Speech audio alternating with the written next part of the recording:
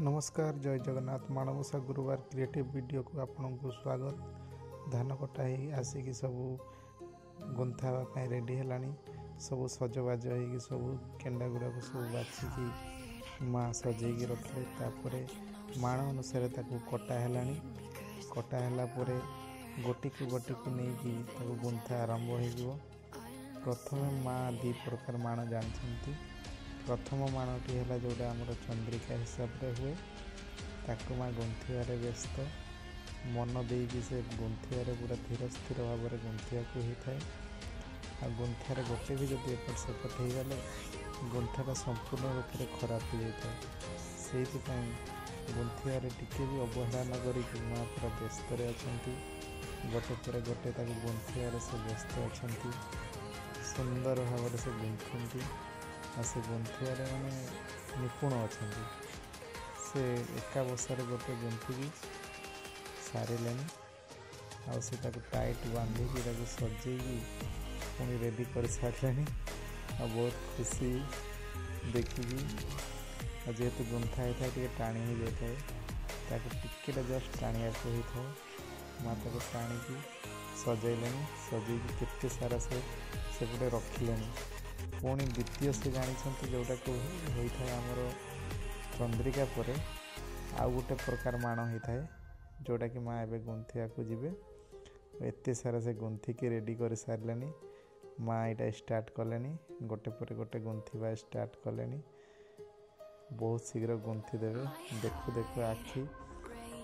खोलु खोलु से आ गोटे गुंथि सारी से पूरा स्टार्ट कले गुंथिबा गोटे पर गोटे पर गोटे सजे सजे सजे से गुंथिबा स्टार्ट कले सुंदर भाव से गुंथि चली। आपण वीडियो टी पूर्ण भाव में देखते आपन को बहुत भल लगे। से माण निर्माण से हाथ में मापिले प्रायतः रेडी हो आसला गुंथियार से व्यस्त से एंडिंग है मुंडटी को बांधी देकी माण रूप बुले बुले राउंड करेंगे से साइज आसला बुलेवा स्टार्ट कले पूरा टाइटली से बुलेबे गोटे पर गोटे राउंड बुलेवा स्टार्ट कले आप देखते वीडियो आपन को बहुत सुंदर लगे। माँ एमती केते सारा गुंथिकी रेडी कले कारण मार्गशीर मास पशि आसला गोटे दी दिन माण या बस मार्गशीर गुरुवार तापर माणटी निर्माण है ये देखो ये माणटी निर्माण है यहाँ आमर चंद्रिका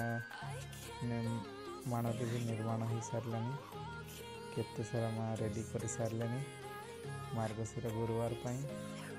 आ से बहुत आग्रह खुशी उल्लास से निर्माण कर बहुत सारा से निर्माण कर सारी